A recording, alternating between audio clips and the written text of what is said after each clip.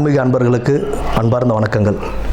மேஷராசி அன்பர்களுக்கு இப்போ 2ஆம் இடத்தில் இருக்கக்கூடிய குரு, அதாவது ரிஷபத்தில் இருக்கிற குரு மிதுனத்திற்கு பெயர்ச்சி அடைகிறார். 3ஆம் இடத்துக்கு பெயர்ச்சி அடைகிறார். 3ஆம் இடம்ன்றது முயற்சி மற்றும் தைரியஸ்தானம். அந்த 3ஆம் இடத்தில் பெயர்ச்சி அடையக்கூடிய குரு பகவான் 7, 9, 11ஆம் இடங்களை பார்வையிடுவது மிக சிறப்பாகவே இருக்கும். மேஷராசிக்காரங்க இப்போ 7.5 சனியில் அடியெடுத்து வைக்கிறாங்கன்றது ஒரு பக்கம் இருந்தாலுமே குரு பகவான் மிதுனத்திலிருந்து தன்னுடைய சொந்த வீட்டையும் பார்ப்பது நல்ல யோககரமான விஷயம்.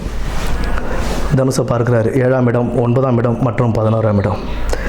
குடும்பத்திலிருந்து வந்த சிறு சிறு பிரச்சனைகள்லாம் அகலும். கணவன் மனைக்குள்ளாக இருந்த கருத்து வேறுபாடுகள் மறையறதுக்கான வாய்ப்புகள் அதிகமாகவே உண்டு. தொழிலில் நல்ல முன்னேற்றம் இருக்கும். பட் நம்மளுடைய முயற்சி எப்பவுமே கைவிடக்கூடாது. குரு பகவான் பொறுத்த வரைக்கும் நம்மளுடைய முயற்சிக்கு அவர் கண்டிப்பாக அதுக்குண்டான பலன்களையும் தருவார். முயற்சி திருவினையாக்கும் சொல்கிற மாதிரி நம்மளுடைய முயற்சிகள் நல்லபடியாகவே திருப்திகரமாகவே இருந்தது அப்படின்னா கண்டிப்பாக அதுக்குண்டான பலன்கள் கிடைக்கும். பணியிடத்தில் பதவி உயர்வு, சம்பள உயர்வு இதெல்லாமே கிடைக்கும். கூடவே பொறுப்புகளும் வந்து சேரும்.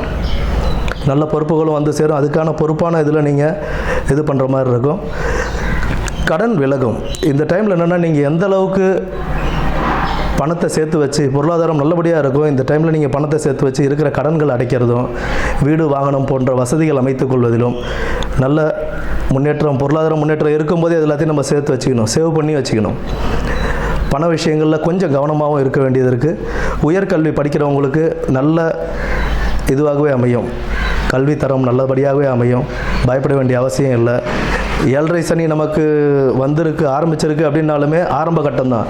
பட் குரு பகவான் நல்ல நிலையில் இருக்கும்போது படிப்பு நல்லபடியாக கொடுப்பாரு.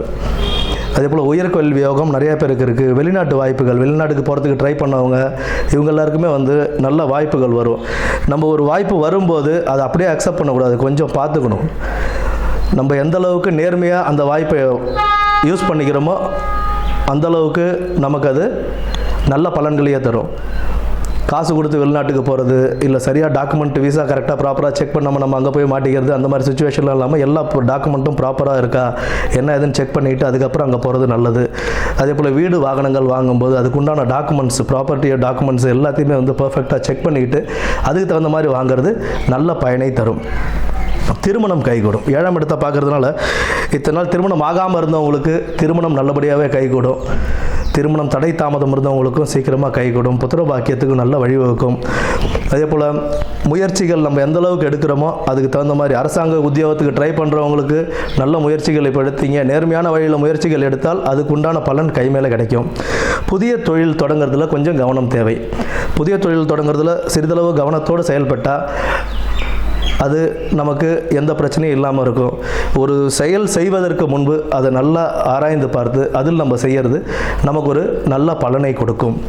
ஆக இந்த குரு பயிற்சி பலன் அப்படின்றது மேஷராசிக்காரங்களுக்கு சிறிதளவு கவனத்துடன் செயல்பட்டு நல்ல வாழ்க்கையினை அமைத்துக் கொள்வது சிறப்பாக இருக்கும்.